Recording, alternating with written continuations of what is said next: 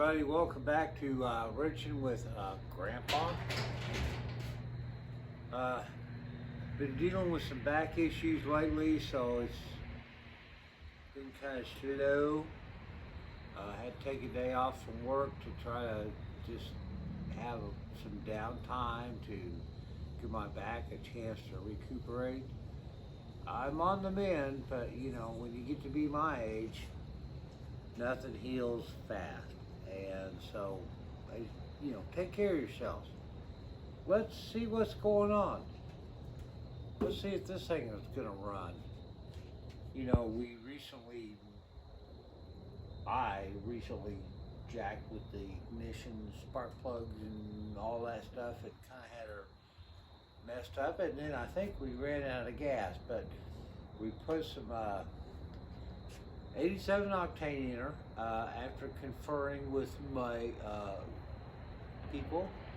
Some of the carbon buildup that we found in the borescope and spark plugs, probably in part is because she just didn't get any run time, but also as well, we need some of the ethanol to clean some of this carbon off.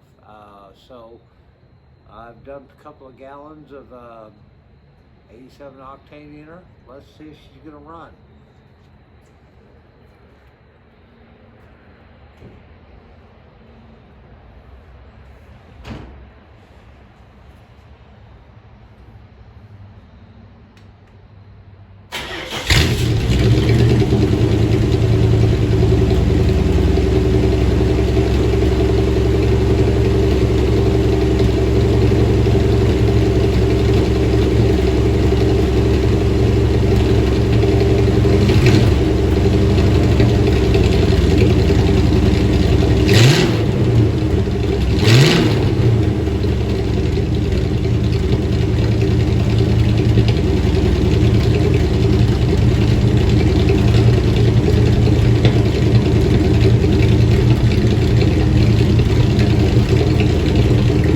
Well, she is running, and that's part of the problem with having to have her set on jack stand and not getting any actual load on the engine, transmission, the rear end. I've got a lot of those components just sitting here dry, and that's part of the problem with the long-term DIY restoration. You've got to find a way to keep some of these systems serviced while you're trying to get them rebuilt. She sounded great. You've all seen the results of the recent engine.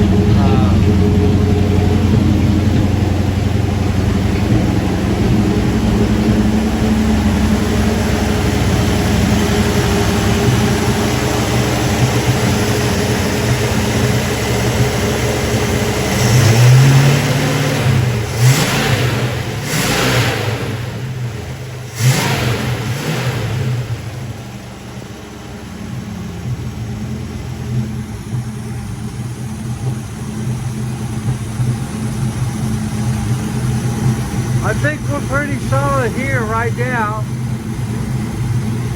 So, you know, working on some of the other things like suspension.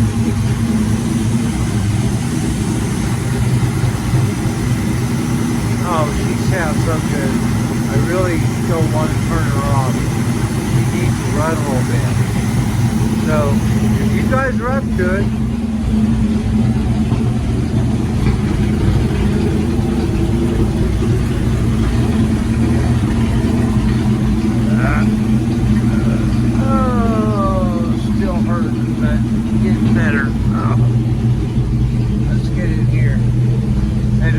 our luxurious combination. Yeah, all original.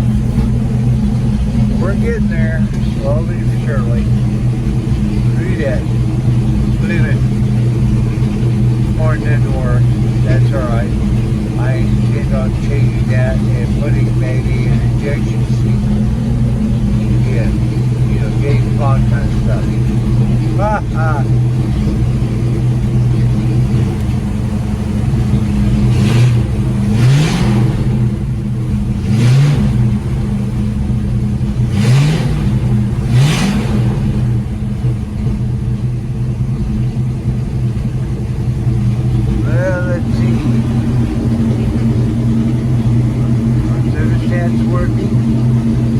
not sure about the fuel gauge. Probably because I don't have a lot of fuel in there. And over here,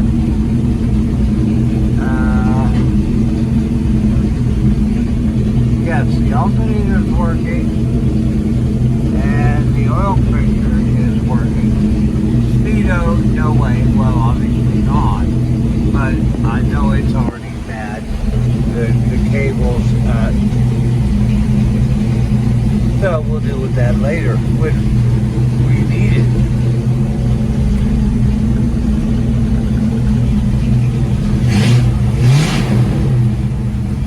Oh, that sounds so sweet. I really want to get this girl on the road.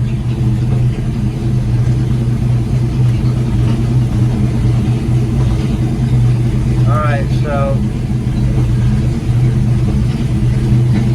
she really needs more run time. That's the thing about doing these. You let them set, you know, and you come out, you fire them up, and you let them run, you know, for a whatever, you know. Hey, I've used it. It's a good thumbnail, you know. Come out, listen to the Mopar, blah, blah, blah, blah, blah. And it runs for 30 seconds, and everybody gets, oh, yeah, raw. And I know, because I've been doing it myself. But this engine is solid, but it's not going to be solid if I don't put some runtime on it. Get that carbon on the head, on the piston heads cleaned off. Get the carburetor functioning. Now, I'm going to go ahead and start researching a 4-barrel intake setup for this thing. She's proven with her compression, the borescope, and everything else that she's up to it. And this old Carter, Edelbrock, whatever, single barrel, she's not up to the task. The engine's up to so much more potential, as we all knew, being the 318 were the workhorse of the Plymouth, Chrysler, Dodge atmosphere in the 60s. And we know we've got a good solid 135 to 150 compression with a 15-pound difference across 8 cylinders. That's like, what, 6.5 pounds? That tells me we got some life left in this whole girl.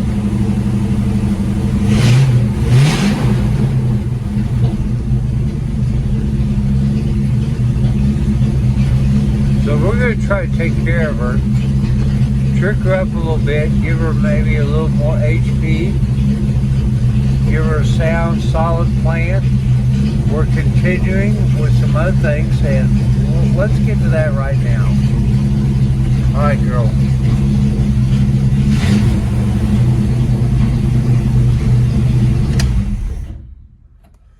No backfire, which means your timing's on the mark, and your fuel air ratio is probably pretty close too.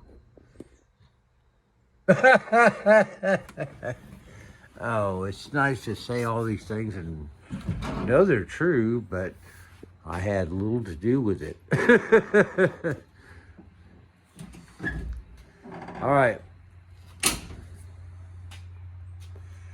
So we have been working on suspension and our ongoing saga of parts. And before we get into this, let's just wander down a little rabbit path here. Not too quickly because I'm still moving slowly. But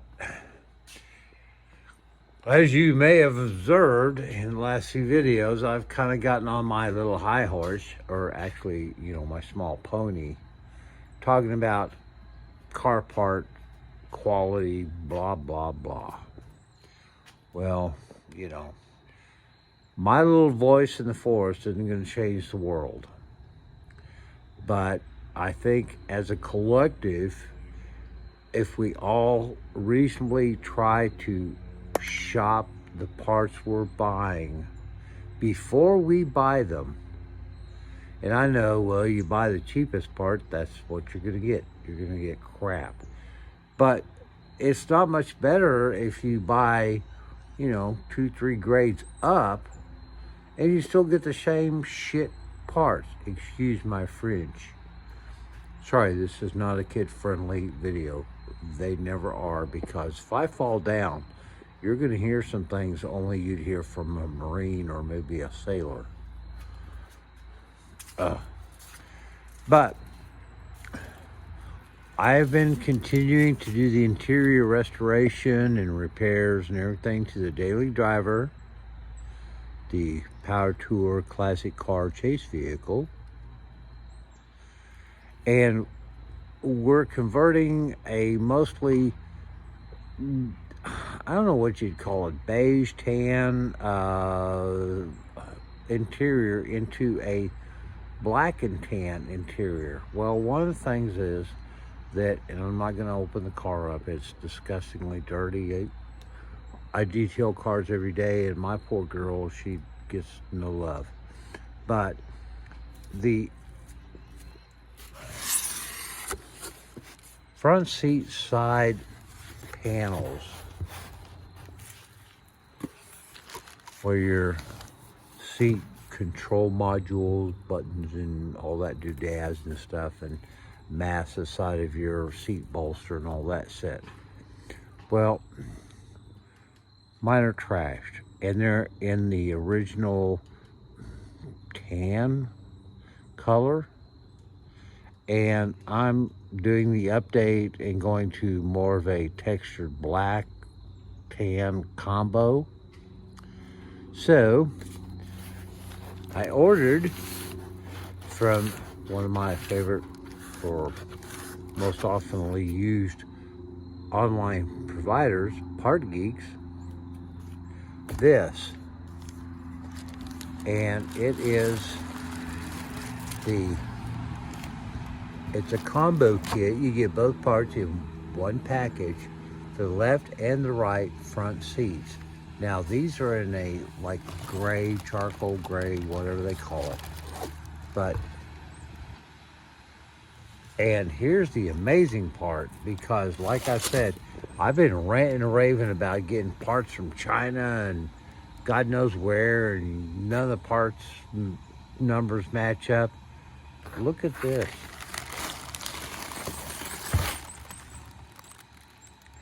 These are actual Volvo EOM parts.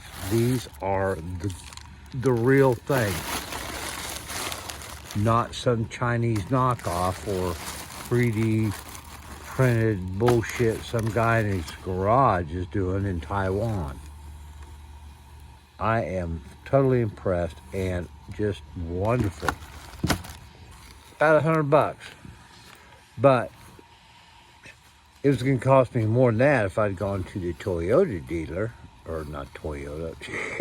Yeah, it cost me a lot more Toyota dealer, but the Volvo dealer was expensive enough. So we've got those, and that's why I say, folks, really look at the parts you're buying online or at your local parts store. You go in and you say, hey man, I need this, and they bring you out a box, open it up, look at it, make sure it's what you need, okay? Enough said. Let me move around here and see if I can step down off this soapbox. Oh, goodness gracious sakes. Yeah, well, we keep doing the 40 plus hours a week trying to keep America moving and detailing rental cars and fixing them and keeping the dead armadillos off the road. All right. So I started working on the tie rod assembly reconstruction. And I bought, new tie rod sleeves, and of course tie rods. Well, the further I got into this, the more I got thinking about what I'm doing in the fact of restoration and the quality of parts today. So, what I ended up doing is these are the original sleeves, tie rod sleeves that I took off the car. And they are much heavier. They are Ford, honestly, I believe they're forged steel and everything. Now, I do have the new replacement tie rods, ends. Everything has been treated with the rust protective material. This goes over on this side, obviously, and this one goes over here. And to do that, because I'm getting old, guys. Sometimes, you know, I put stuff around and I forget where I put it. For example, today I wrote down on a Post-it note my turn, you know, adjustments for the tie rods, primarily for this side, because I already had them set and locked in on this side, the right, the left side. And I had the Post-it note out here, and it's like mysteriously disappeared. I don't know if the shop dog or a squirrel or what came in here and said, oh, he needs this, let's take it. But I remembered, so, you know, it's 6 on the outside, 5 on the inside. Yeah, something like that. 5 or 6, you know. Once it's all put back together, it's going to the pro shop for a proper classic car alignment. So that's not a big deal. We just want them close, right? So that we're not veering off into grandma coming out of the Walmart trying to get her to the alignment shop. But, so, these are done. And one small step for mankind. So, this is something I got, you know, looking at, and I want you all to think about it.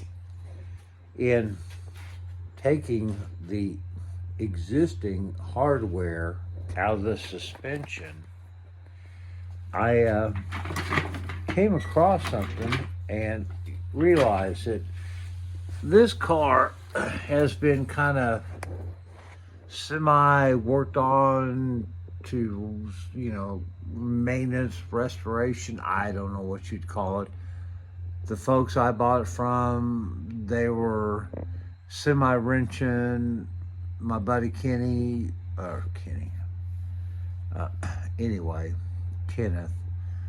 had this car for a number of years. He was an old Chrysler military mechanic, and he wrenched on it and, you know, was working on it, but it got to a point where he wasn't wrenching on it. It sat out in his shed for a number of years, and he and I finally struck a deal, and he graced me to carry on the process.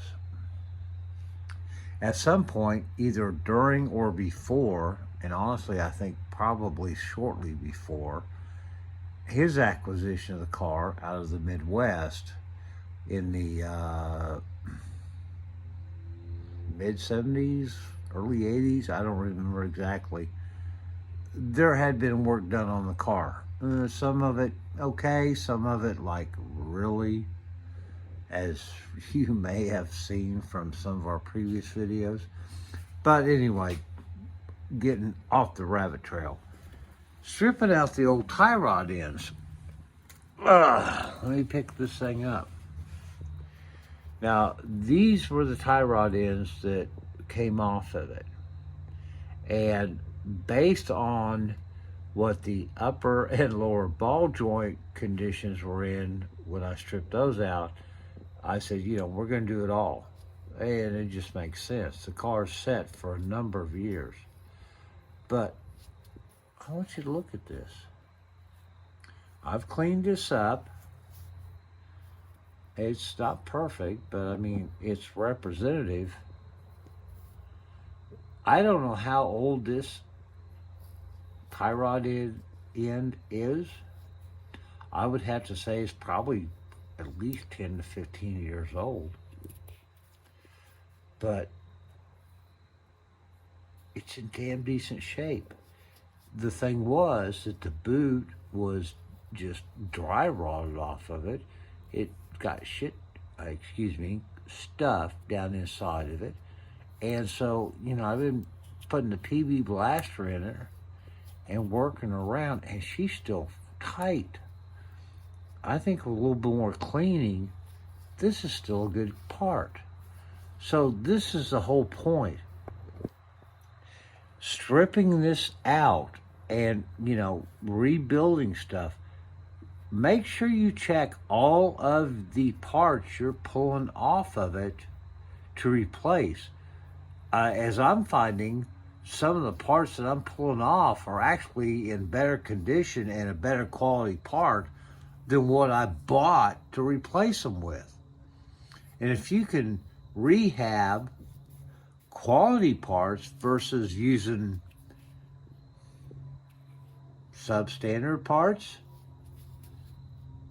well, you've either got a lot of substandard parts to sell at the next swap meet, or backup parts if you know, got to deal with getting it back on the road after some sort of failure, you know, until you can get a real part.